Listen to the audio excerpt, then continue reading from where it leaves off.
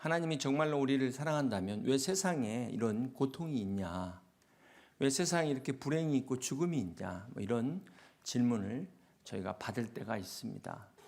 여러분 어떻습니까? 여러분은 그 성악설과 성선설 중에서 어떤 것을 믿으십니까? 고자의 성무선악설도 있더라고요. 인간의 본성은 선하지도 악하지도 않다. 이제 이런 중립적인 그런 이론까지 있습니다. 과연 뭐가 맞을까요?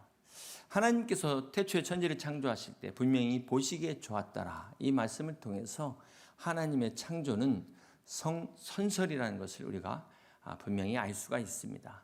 어제 우리가 경건 말씀 전도서 7장이죠. 거기 29절에 보면은 이런 말씀이 있습니다. 내가 깨달은 것은 오직 이것이라. 곧 하나님은 사람을 정직하게 지으셨으나 사람이 많은 꾀들을 낸 것이니라. 그렇습니다.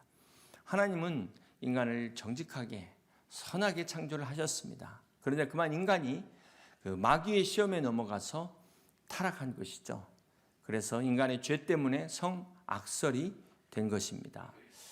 어떤 사람들은 인간이 선악과를 따먹을 걸 알았다면 하나님이 그걸 왜 만드셨을까? 왜 만들어가지고 우리를 이렇게 힘들게 하냐? 이렇게 질문하는 사람들도 있습니다. 참 안타까운 것은 아담과 하와가 한국 사람이었다면 선악과 대신에 뱀을 잡아먹었을 텐데 참 안타깝죠? 여러분 한번 생각해 보세요. 아담과 하와가 따먹을 줄 모르고 하나님께서 만드셨다면 하나님은 전지하신 분이 아닙니다. 그리고 정말 그것을 막아야 되는데 만약에 하나님께서 그것을 못 막아서 이런 일이 생겼다? 그것은 하나님이 전능하신 분이 아니라는 것입니다. 자, 그렇다면 우리 하나님은 전능하시고 전지하신 하나님이신데 이것은 무슨 말입니까? 인간이 선악과를 따 먹을 줄 아셨고 막지 않으셨다는 말이 됩니다. 그 증거로 창세기 3장 22절에 보면 여호와 하나님이 이르시되 보라 이 사람이 선악을 아는 일에 우리 중 하나같이 되었으니 그가 그의 손을 들어 생명나무 열매도 따먹고 영생할까 하노라 하시고 24절입니다. 이같이 하나님이 그 사람을 쫓아내시고 에덴 동산 동쪽에 그룹들과 두루도는 불칼을 두어 생명나무의 길을 지키게 하시니라. 에덴 동산 중앙에 두 개의 나무, 선악과와 생명나무가 있었는데요. 자, 이 선악과는 막지 않으셨는데 생명나무는 막으셨다는 것입니다. 자, 여기에 뭔가 의도가 있지 않겠습니까? 네. 자, 그렇다면 선악과를 먹은 후에 어떤 결과가 왔을까요? 그걸 보면 우리가 이것을 좀 충분히 우리가 상상을 해볼 수 있는데 한번 생각해 보세요. 여러분 인간이 죄를 짓지 않았다면 어떻게 됐을까요? 에덴 동산에서 아담과 하와가 계속해서 살았을 것입니다. 자, 그런데 인간이 안타깝게도 죄를 지었는데 하나님께서 예수 그리스도를 보내심으로 말미암아 결국은 보혜사 성령님이 우리 안에 들어오시는 그런 놀라운 축복을 받게 됩니다. 그래서 우리가 하나님의 자녀가 되죠. 천사도 흠모하겠네. 전화위복이 된 것입니다. 그렇다고 선악과 먹은 걸 잘했다. 그것은 아니죠. 그 의도가 아니라 우리의 죄에도 불구하고 회복시키시는 하나님. 예수 그리스도 안에서 우리의 실수, 우리의 실패마저도 전화위복시키시는 하나님의 능력을 믿으시기를 바랍니다. 선악과는 하나님과 인간의 마지막 경계선입니다. 하나님께서 아담과 하와에게 동산의 모든 나무의 실과는 다 허락하되 선악과만큼은 허락하지 않았어요. 이것은 하나님의 영역이라는 것입니다. 인간이 침범할 수 없는 하나님만이 하나님의 영역. 그런데 인간이 그 선을 넘어갔다는 것이죠. 한마디로 자기 주제를 모르고 선을 넘은 겁니다. 하나님의 영역을 넘어선 것. 이것을 교만이라고 합니다. 교만. 그러니까 교만한 사람의 특징은 뭐죠? 넘지 말아야 될 선을 넘는 게 교만이에요. 인간으로서 넘어서는 안 될 선을, 지켜야 될 자리를 지키지 못하고 자기 자리를 떠나고 해야 될 말과 하지 말아야 될 그 마지막 선을 넘어가는 것이 교만이라는 것입니다. 두 번째 선악과는 인간의 자유의지입니다. 모든 인간은 자신이 선택한 결과에 대해서 책임을 지게 됩니다. 하나님께 핑계를 댈 수 없다는 거예요. 전능하신 하나님이 우리를 하나님의 형상으로 만들고 자유의지를 줘버리니까 이렇게 하나님한테 도전했다는 거죠. 그러니까 사실 따지고 보면 우리 인간을 너무 잘 만들어가지고 이게 문제가 이렇게 생긴 거예요. 너무. 강아지가 반역을 하겠습니까? 뭐 예를 들면 베드로후서 2장 19절에 보면 누구든지 진 자는 이긴 자의 종이 됨이라 말씀하고 있습니다. 인간이 사단의 유혹에 넘어감으로 마귀의 종이 되어버렸어요. 그래서 어떻게 됩니까? 창세기 3장 9절에 보면은 여호와 하나님이 아담을 부르시며 그에게 이르시되 내가 어디 있느냐? 이르되 내가 동산에서 하나님의 소리를 듣고 내가 벗었으므로 두려워하여 숨었나이다. 아담과 하와는 죄를 짓기 이전에도 벌거벗은 상태였습니다. 그런데 그 전에는 수치심이라는 게 전혀 없었는데, 그런데 아담과 하와가 선악과를 먹은 후에 처음으로 느낀 감정이 바로 이 수치심이었다는 것입니다. 이것은 인간이 선악과를 먹은 후에 선과 악의 기준을 가지고 바라보게 됐다. 선과 악이 자의식이 됐다는 거예요. 그래서 이 기준으로 자신을 볼 때 부끄러운 존재라는 것을 깨달았다는 것입니다. 교만이 인간의 최초의 그 죄였다면은 수치심은 바로 인간의 가장 밑바닥 아래에 있는 감정이 바로 수치심입니다. 그렇다면 수치심과 죄책감의 차이는 뭘까요? 죄책감은 자기가 지은 죄에 대한 행동에 대한 감정이라면 수치심은 자신의 존재 자체에 대한 감정입니다. 자기 존재 자체를 부끄럽게 여겨요. 가치없는 존재라고 여긴다는 것입니다. 이것은 자신의 삶을 파괴하는 것이죠. 이 수치심을 가지고 있으면 어떻게 돼요? 이걸 감추기 위해서 자꾸 이중적인 외식하는 거짓 자아를 만든다는 겁니다. 그러다 보니까 하나님과의 관계가 문제가 되니까 다른 사람들과의 관계도 다 문제가 돼요. 그런가 하면 한편으로는 이 수치심에 긍정적인 면이 있습니다. 이 수치심은 인간만이 가지고 있다는 것입니다. 만약에 사람이 수치심을 느끼지 못한다면 어떻게 될까요? 사람을 죽이고도 수치심을 느끼지 못해요. 그것은 사이코패스입니다. 다른 사람을 고통스럽게 하면서도 전혀 부끄럽게 생각하지 못하면 그런 소시오패스가 되는 거예요. 정말 뻔뻔한 철면피가 되는 겁니다. 수치심이 있는 게 문제가 아니라 없는 게 문제가 돼요. 문제는 이 건강한 수치심이 아니라 해로운 수치심이 문제라는 겁니다. 나쁜 수치심이 있어요. 이 수치심이 부정적인 마음을 가져다 줍니다. 죄책감을 가져오고요. 무기력하게 합니다. 그리고 열등감에 빠지게 합니다. 이런 수치심은 자존감을 파괴하죠. 그래서 우울증에 빠지게 만듭니다. 사실 인간의 이 교만도 잘 생각해 보면 자신의 수치를 감추기 위한 일환이에요. 한 방편입니다. 그래서 남만 속이는 게 아니라 자신도 속이는 거죠. 창세기 9장에 보면 노아의 이제 홍수 심판이 끝나고 노아가 포도주를 진창 마시고 나서 취해가지고 장막 안에 벌거벗고 누워 있었던 적이 있습니다. 이때 그 아들 중에 함이 와가지고 그 아버지의 벌거벗은 모습을 보고 밖에 나가서 형제들에게 얼레리 꼴레리 하면서 아버지의 흉을 본 거예요. 근데 이 이야기를 들은 셈과 야벳 두 형제는 뒷걸음쳐서 물러가서 어떻게 합니까? 옷으로 아버지를 가려줍니다. 그리고 나중에 술에 깬 노아가 어떻게 합니까? 창세기 9장 24절에 보면은 노아가 술이 깨어 그의 작은 아들이 자기에게 행한 일을 알고 이에 이르되 가나안은 저주를 받아 그의 형제의 종들의 종이 되기를 원하노라. 자신의 이 부끄러움을 드러낸 함에게는 저주를 내립니다. 그리고 이것을 감춰준 셈과 야벳은 축복합니다. 여러분, 어떻게 부모가 이렇게까지 할 수 있을까요? 자신의 흉을 봤다고 막 자녀를 저주할 수 있을까? 노아는 당대 의인이었다고 그러는데 중요한 사실은 이 노아의 축복과 저주가 그대로 이루어졌다는 것입니다. 여러분, 저 아프리카의 저주가 노아의 저주에서 시작된 거예요. 오늘날 흑인과 백인과 황인의 인종의 기원이 어디서 시작됐습니까? 노아의 수치심에서 시작이 된 것입니다. 근데 사실 그 아들인 그 함의 입장에서 볼 때는 억울할 수 있어요. 왜냐하면 나는 본 사실대로 얘기했는데, 나는 본 걸 얘기했는데, 누가 문제입니까? 술 취해서 인사불성된 노아의 문제 아닙니까? 그럼에도 불구하고 함이 저주를 받았어요. 여러분, 이 함이 우리에게 주는 교훈이 뭘까요? 아무리 팩트라고 해도 떠벌릴 게 있고 떠벌려서는 안 될 게 있다라는 거예요. 유교에도 삼강오륜에서 부의자강이라는 말 있지 않습니까? 부모와 자식 사이에 지켜야 될 도리가 있는 겁니다.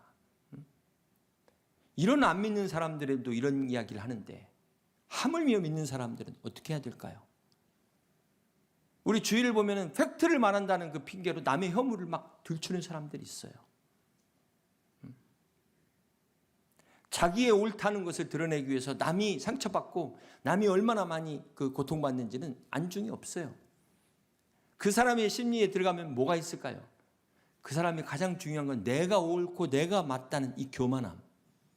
그리고 그걸 한 번 더 들어가면 그 밑바닥에 바로 자신의 수치. 이것을 감추기 위해서 교만함으로 다른 사람에게 상처를 준다는 겁니다. 고통을 준다는 거예요.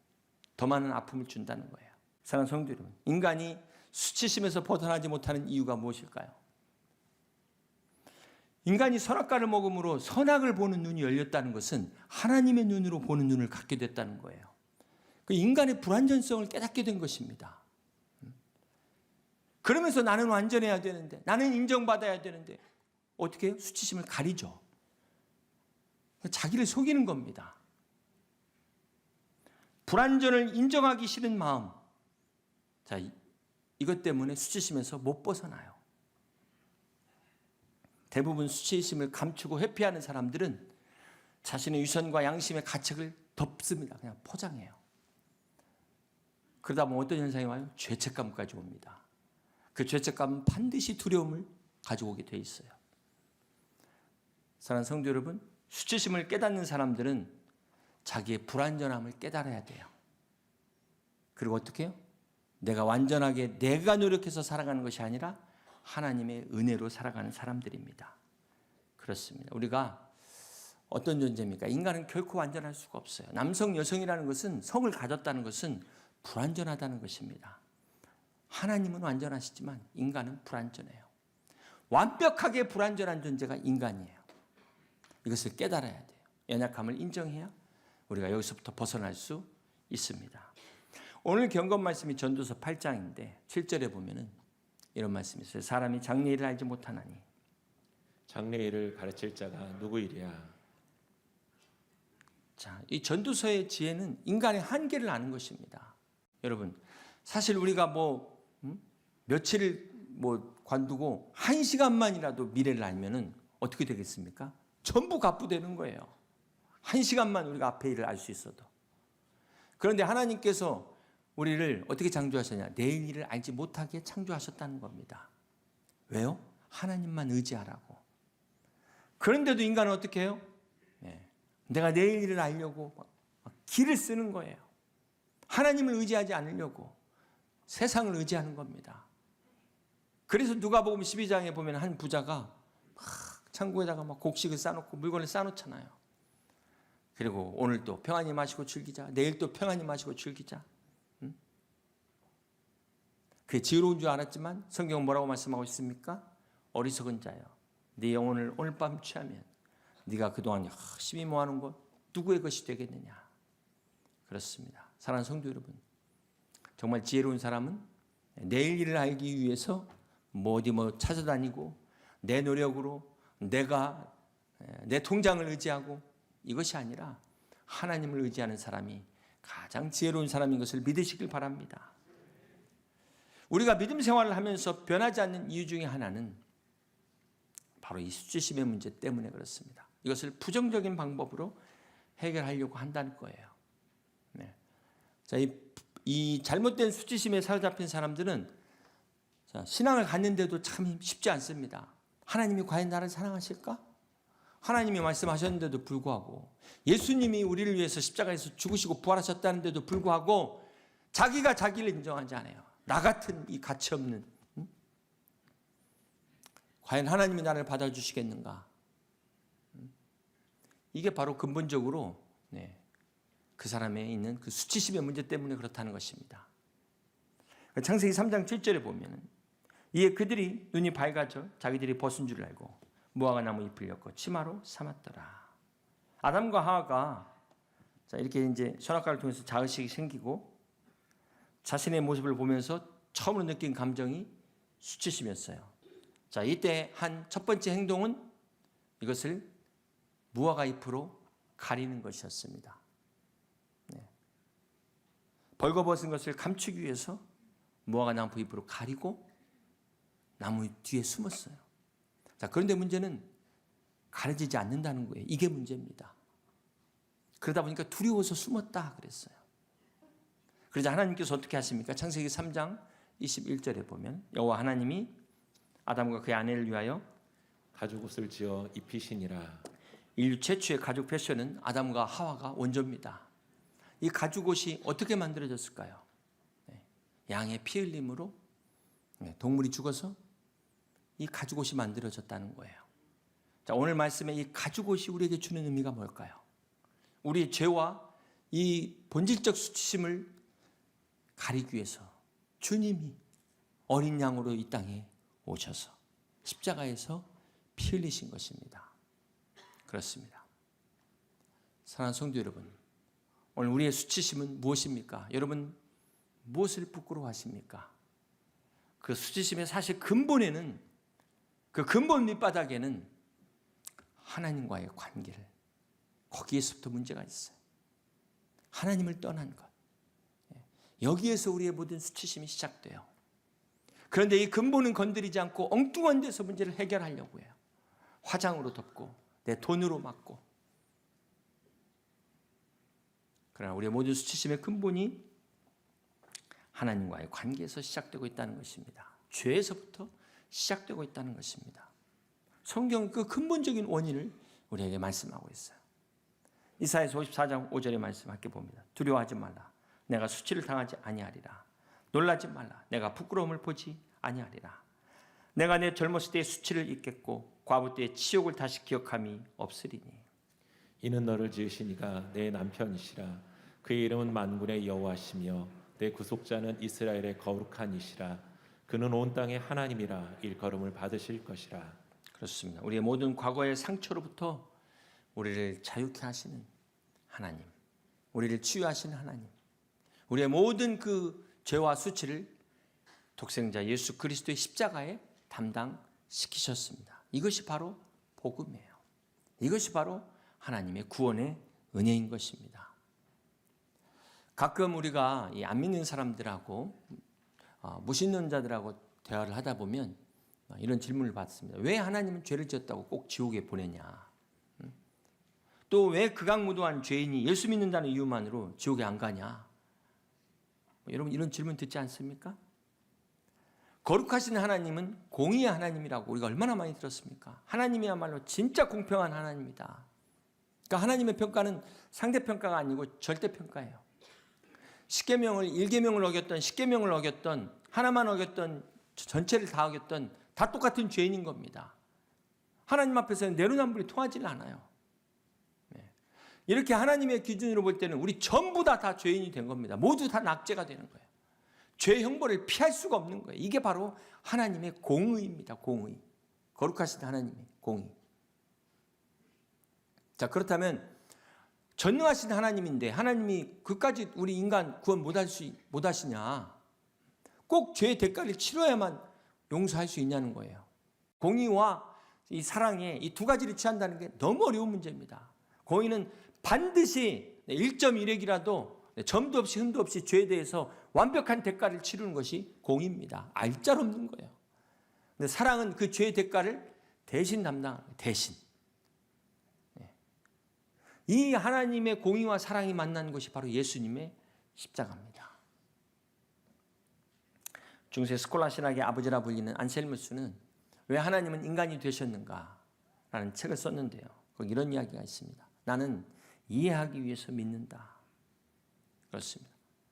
또 믿음은 지식의 결론이 아닌 근거다라는 말을 했습니다. 자, 그러면서 성육신은 공의의 하나님이 죄인을 구원하기 위한 사랑의 모순이다, 이런 말을 했습니다. 공의의 하나님이 죄인을 구원하기 위한 사랑의 모순. 하나님의 공의와 사랑이 만난 그 십자가, 그 십자가의 사랑과 그 구원의 은혜를 우리에게 베푸시기 위하여 주님이 이 땅에 오셨습니다. 이것을 성탄의 축복이라고 말합니다. 누가복음 2장 10절은 천사가 이르되 무서워하지 말라. 보라, 내가 온 백성에게 미칠 큰 기쁨의 좋은 소식을 너희에게 전하노라. 천사가 베들레헴의 목자들에게 전한 소식이 큰 기쁨의 소식이었습니다. 바로 성탄의 소식이었습니다. 그렇습니다. 사랑하는 성도 여러분, 우리 주님이 이 땅에 오신 성탄의 소식은 진정한 기쁨의 소식입니다. 여러분, 세상의 기쁨은 결코 완전한 기쁨이 아니에요. 세상의 기쁨은, 내가 기뻐하면 누군가는 반드시 이것 때문에 슬퍼하는 사람이 있는 게 세상의 기쁨이에요. 요즘 이렇게 코로나 가운데서도 또 사업이 잘 되시는 분이 있어요. 그러나 코로나 때문에 사업이 얼마나 어려운 분들이 많습니까? 이것처럼 세상의 기쁨은 누군가 기뻐하면 누군가는 그것 때문에 슬퍼하는, 이게 어떻게 완전한 기쁨이 될 수 있겠습니까? 내가 합격해서 기쁘면 누군가는 떨어져서 슬퍼하는 것, 이게 세상의 기쁨인 거예요. 그러나 하나님의 기쁨은 우리 모두가 똑같이 즐거워하는 기쁨입니다. 어느 누구도 슬퍼하지 않아도 되는, 다 같이 부자든 가난한 자든 함께 같이 기뻐할 수 있는, 이것이 바로 하나님이 주신 기쁨, 진정한 기쁨, 성탄의 기쁨인 것입니다. 그렇습니다. 사랑하는 성도 여러분, 예수님의 탄생은 유대인들만의 기쁨이 아니에요. 기독교인들만의 기쁨이 아닙니다. 예루살렘만의 축제가 아니라는 거예요. 온 세상의 축제가 되어야 돼요. 모든 사람의 축제가 되어야 되는 것입니다. 저는 그런 면에서 이 성탄의 추리가 이렇게 교회에만 있지 않고 저 막 백화점에 화려하게 있는 것도 좋다고 생각해요.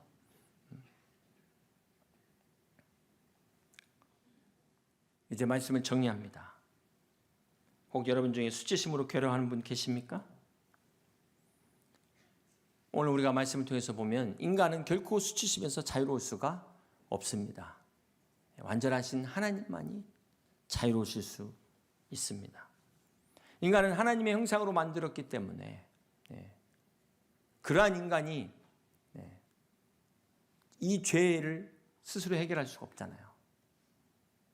이 죄의 허물을 우리가 무화과 잎으로 가린들 가려지겠습니까? 마귀는 지금도 참소하고 있어요. 우리 안에 수치심을 통해서 정죄하고 있어요. 내가 나를 정죄하고 있어요. 그러나 하나님은 우리의 그 모든 죄를 다 용서하셨습니다. 그리고 우리가 가릴 수 없는 그 무화과 잎으로 만든 옷이 아니라 바로 예수 그리스도의 보혈을 흘려서 만들어주신 그 옷, 거룩한 은혜의 옷을 우리를 위하여 예비해 주셨습니다. 사랑하는 성도 여러분, 하나님의 눈으로 보세요. 더 이상 수치심을 회피하거나 숨을 필요가 없습니다. 내 모습 이대로 받아주시는 주님. 하나님은 오늘 우리도 너무나도 보배롭고 존귀한 왕 같은 제사장으로 우리를 바라보십니다. 여러분, 그렇게 소중한 사람들이에요. 그래서 우리를 사랑하셔서 우리의 모든 죄와 수치를 벗겨주시기 위해 이 땅에 오신 그 주님의 성탄을, 그 성탄의 축복과 기쁨을 우리에게 주신 것입니다. 그러므로 우리 안에 있는 모든 죄와 이 수치심을 다 벗어버리고 진정한 참 자유와 평안을, 이 축복을 누리는 복된 성탄절을 맞이하시기를 주님의 이름으로 간절히 축원합니다.